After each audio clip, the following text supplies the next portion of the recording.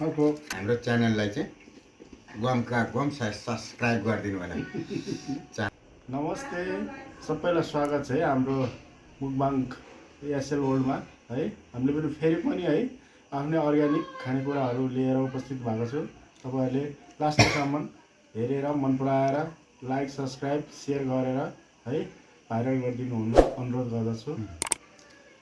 यो हाम्रो लोकल चामल आफ्नै खेतको आफैले बनाएको। यो अब फर्सीको मुन्टा पनि लोकलै हो। यो आँपको अचार खटीमिठी भन्दो रहेछ यसलाई। यो पनि लोकलै आँप हो, हाम्रो आफ्नै बारीको आफैले बनाएको। यो नेपालीमा घोङ्गी, चाइनिजमा सीफुड भन्छ। यो एक किसिमको दबाई पनि हो। यसलाई अझ पकाएर भन्दा पनि काँचो राम्रोसँगले सफा गरेर काँचो पिसेर यसको चाहिँ रस खान सक्यो भने झन् राम्रो दबाई हो। हातखुट्टा झमझमाएको धेरै राम्रो गर्छ यसले। अनि अहिले चाहिँ हामी पकाएर खाँदैछौँ।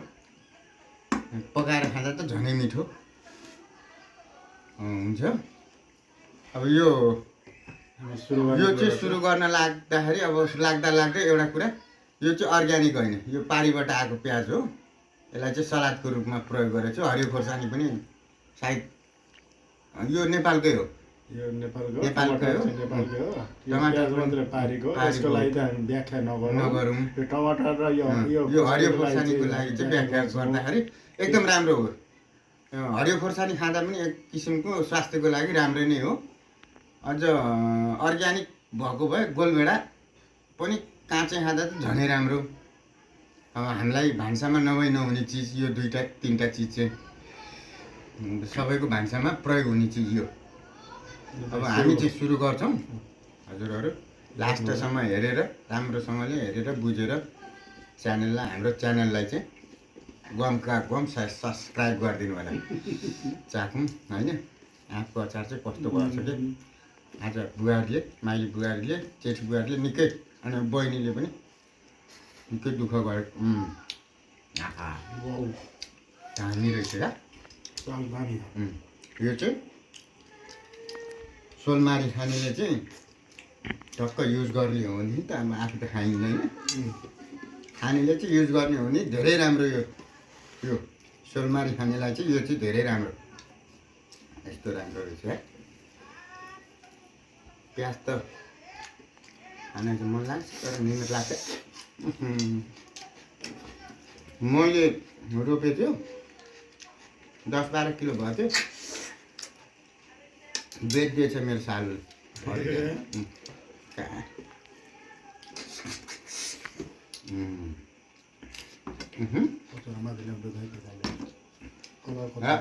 यसरी यसलाई चाहिँ खाने तरिका यो यस्तो हो।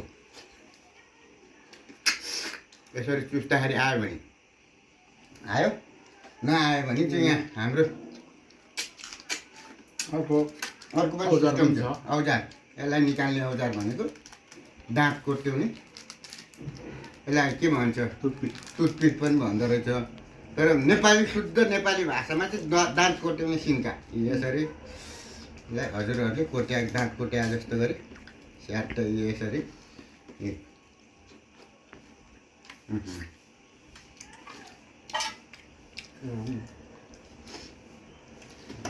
पर्छ।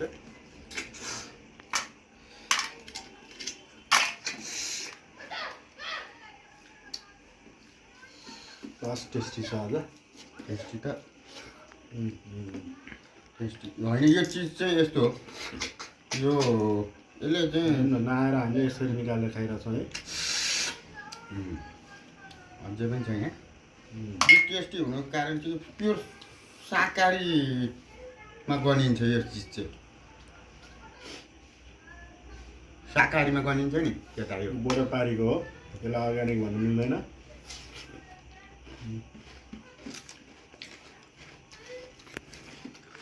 लाइफमा प्याज नखाने मान्छेले पनि खाएर आयो।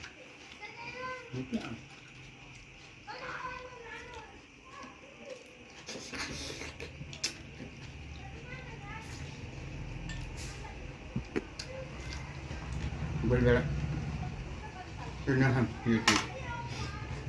दबाई धेरै रहेछ राम्रो हुन्छ।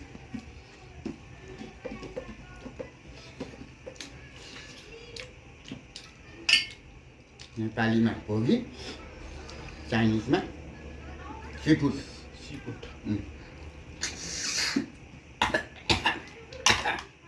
खानु जाने यो खानु जाने यस्तो हुन्छ। यसो सर्किन्छ।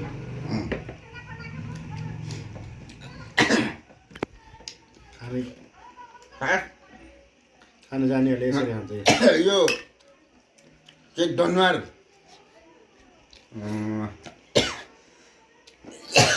दनुवार समुदायलाई चाहिँ धेरै चाहिने चिज हो यो। यहाँको हुन्छ हामी अब दनुवार परेर काठमाडौँको माघे सङ्क्रान्तिमा दनुवार समुदायले रत्न पार्कमा यसको फेस्टिभल पनि गर्छ। हजुरहरूलाई त्यहाँ गएर वर्षको एकचोटि खान सक्नुहुन्छ। चौधरी दनुवार भन्दा पनि चौधरी जातिको चाहिँ यो एकदमै हरेक चिजमा यो चाहिँ युज हुन्छ। हामीले चाहिँ पकाउनु जानेर नजानेर पनि पकाए, तर चौधरीहरूले थारू जातिमा यो पकाउनु चाहिँ थारू जातिलाई बाहेक यो टेस्टी बनाउन चाहिँ है जातिको चाहिँ यो एकदमै माघे सङ्क्रान्तिमा यो नभई हुँदैन। चौधरी थारू जाति पानी खाऊँ बोल्न लास्टै गाह्रो भयो। खाना जानेमा पनि यस्तै हो।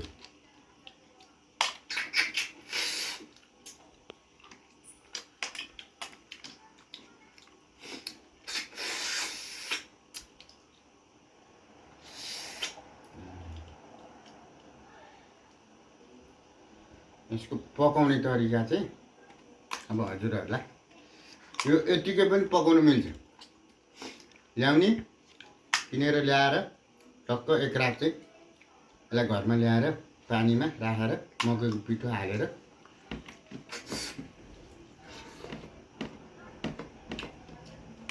भने एक रात चाहिँ पाल्नुपर्छ जिउँदै टक्क। अनि भोलि आफूलाई चाहिएको कतिखेर खानु मन लाग्छ त्यो अनुसारले काट्ने।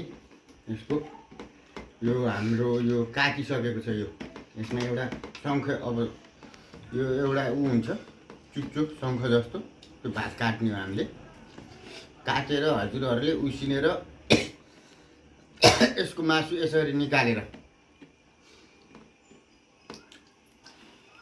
जाँगर हुनेले चाहिँ निस्किँदैन यसरी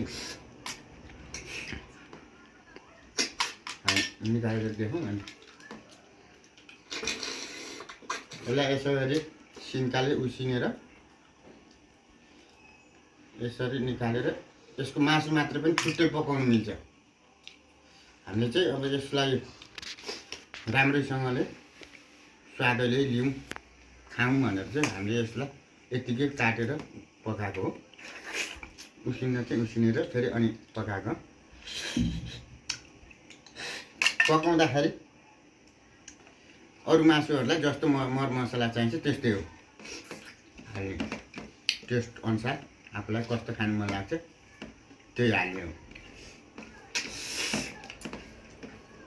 यो खानेकुराको चाहिँ यो घोङ्गीको बारेमा त दाइलाई विशेष थाहा भएको हुनाले उहाँले सब कुराको जानकारी गराइरहनु भएको छ। मलाई त खासै थाहा छैन। त्यही भएर म चाहिँ अलिकति खानातिर चाहिँ ध्यान गएको हुनाले उहाँले चाहिँ सबै कुरा जानकारी गराइरहेको छ। हेर्दाखेरि उहाँको कुरा मजाले सुनेर लाइक कमेन्ट सब्सक्राइब गरिदिनु होला। आँपको अचार खट्टी-मिठी पनि भन्ने, अचार पनि यो भातसँग पनि युज भयो, खाजासँग पनि प्रयोग भयो। तपाईँले खाजा नखाने, खाना नखाँदाखेरि पनि त्यत्तिकै आज म यो खान्छु अलिकति भनेर स्वाद लिली मजाले बनाएर खान सक्नुहुन्छ। त्यतिकै त खानेकुरा हुने बनाएरै खानेकुरा हो है। क्यामराम्यान हाँस्दै हुनुहुन्छ दाइको कुरा सुनेर होला है।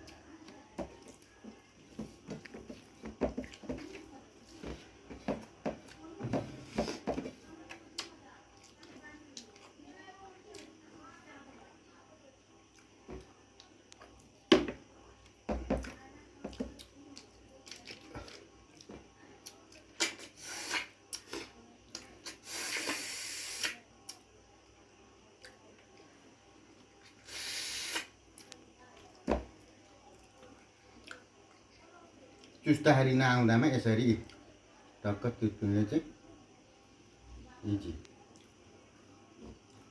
हात चाहिँ दुइटै जुठो हुन्छ यो खाएपछि।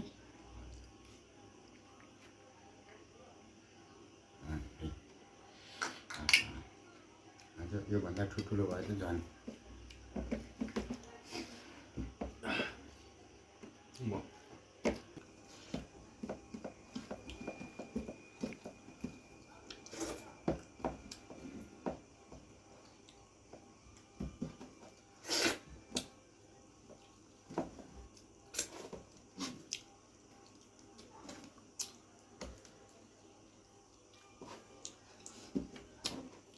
यसलाई चाहिँ आज खाना मिठो लगाएर पुरै चाटी चाटी खाइरहनु भएको छ। यो चाहिँ खानालाई अलिक टाइम लाग्ने भएको भएर हजुरहरूलाई माफी चाहन्छु। यो सकिनँ खाना चुस्नु पर्ने। यो यसलाई चाहिँ पछि खाने हो। यो चाहिँ त्यति टेस्टी पारीको सामान हो। यो दुनियाँ थरीको दबाई हालेको भएर चाहिँ त्यति टेस्टी पनि भएन, मन पनि लागेन। यसलाई चाहिँ यतिकै छोडियो हामीले। अनि यो घोगी चाहिँ तपाईँको भिडियो लामो हुन्छ भनेर हामीले चाहिँ थोरै मात्रै खायौँ है, थोरै मात्रै उबार्यौँ। यो चाहिँ हामी अहिले यो भिडियो सकेपछि फेरि खानेछौँ। त्यस कारणले गर्दाखेरि सबै दर्शक महानुभाव साथीभाइ आफन्त इष्टमित्र सबैले यो भिडियो हेरेर लाइक सब्सक्राइब गरेर है मन पराइदिनु होला है, फुल वाच गरिदिनु होला। त्यति भन्दै हजुरहरूलाई धन्यवाद दिँदै चाहन्छु।